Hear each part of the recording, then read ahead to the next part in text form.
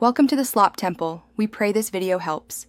In this video, I will explain how to connect your Trust wallet to Binance. First, ensure you have both applications installed and updated on your device.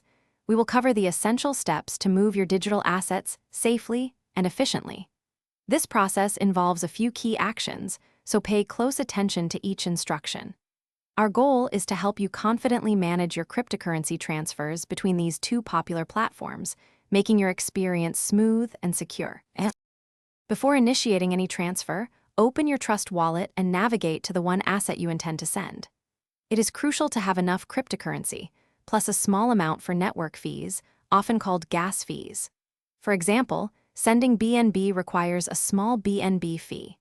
Always double-check that you are on the correct blockchain network, such as Binance Smart Chain or Ethereum, to ensure your funds reach their destination without issues. This preparation is vital for a successful transfer. Now, log into your Binance account and find the deposit option for the exact cryptocurrency you are sending. Binance will provide a unique deposit address and specify the required network. Copy this address precisely.